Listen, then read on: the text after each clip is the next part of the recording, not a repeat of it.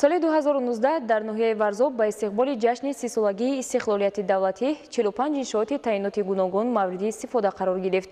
бештари иншооти сохташуда ҷиҳати татбиқи ҳадафҳои солҳои рушди деҳот, сайёҳӣ ва ҳунарҳои мардумӣ дар диҳаҳои дурдасти ноҳия бунёд шуда, ба ин восита сатҳи кору хизматрасонӣ ба аҳолӣ боз ҳам беҳтару хубтар гардид. оид ба дастовардҳои сол дар ноҳия Зоиршоҳи Тавоимурод маълумоти бештар дорад.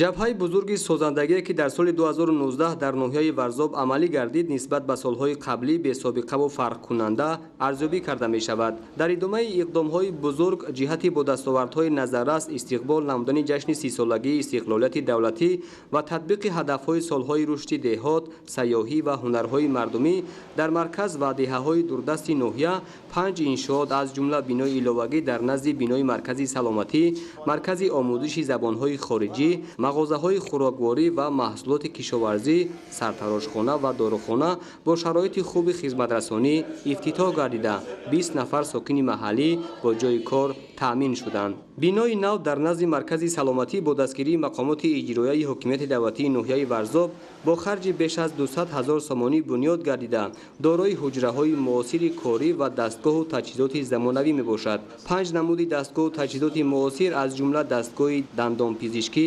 бемориҳои чашм, фаросавтӣ ва дигар таҷҳизоти зарурӣ барои ташхис аз ҷумҳурии мардумии Чин ворид карда шуд.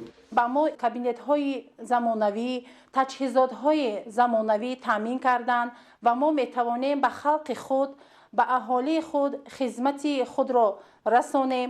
мо аз ин таҷҳизотҳо камбудиҳо доштем, таҷҳизотҳои замонавӣ набуд ва минбаъд мо табибон хизматрасонии хубро ба аҳолии худ хубтар ба роҳ мемонем. беҳтар намудани сатҳи хизматрасонии тиббӣ ба аҳолӣ ва таъмини муассисаҳои тандурустӣ бо дастгоҳу таҷҳизоти соҳавӣ аз ҳадафҳои олии давлат ва ҳукумати мамлакат ба ҳисоб рафта, дар ин самт дар ноҳияи Варзоб тадбирҳои зарурӣ марҳила ба марҳила анҷом дода мешавад. дар ноҳия дар доираи иқдомҳои созанда ба рушди деҳот диққати махсус зоҳир карда мешавад. дар идомаи тадбирҳои ободонӣ дар 3 деҳаи дурдасти ноҳия марказҳои нави хизматрасонӣ сохта мавриди истифода қарор дода шуд. маркази савдои саёд дар деҳаи Сари Кӯтал аз ҷониби оилаи Буриевҳо бунёд гардида дорои шароити хуби хизматрасонӣ мебошад. дар ошиёнаи якуми бинои нави хизматрасонӣ мағозаи муосири хӯрокворӣ, дукони гӯшт ва маҳсулоти кишоварзӣ ҷойгир буда, маҳсулоти кишоварзии тару тозаи ватанӣ ва маводи хӯрока дар шароити мусоид бо нархҳои дастрас ба аҳолӣ пешниҳод карда мешавад. дар деҳаи чормағзакони поён бо дастгирии мақомоти иҷроияи ҳокимияти давлатии ноҳия ҷиҳати беҳтар намудани сатҳи хизматрасонӣ ба аҳолӣ аз ҷониби оилаи Ниёзовҳо ҷой барои таъмири автомобил, нонвойхона ва дукони гӯшт мавриди истифода қарор дода шуд.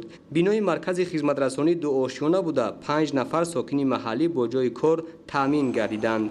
дар деҳаи Чорбоғ дар идомаи корҳои ободонӣ бо саҳми соҳибкори ватандӯст Ҳаким Юнусзода маркази нави хизматрасонӣ бо шароити арзандаи корию хизматрасонӣ мавриди истифода қарор дода шуда сокинони маҳаллӣ бо ҷои кор таъмин шуданд. иншоот аз 2 ошиёна иборат буда аз рӯи тарҳ дар ошиёнаи якум сартарошхона ва нуқтаи хӯрокҳои тезтайёр, дар ошиёнаи дуюм бошад маркази омӯзиши забонҳои хориҷӣ ҷойгир мебошад.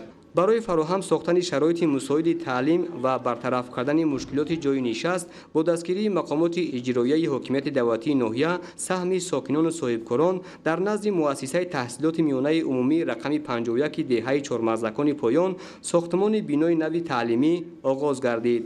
аз рӯи лоиҳа бинои нави таълимӣ дуошиёна буда барои 360 хонанда дар 2 баст пешбинӣ шудааст. аллакай корҳои сохтмонӣ бо ҷалби сохтмончиён ва сокинон оғоз гардида аз рӯи нақша давоми соли 2020 мавриди истифода қарор дода мешавад.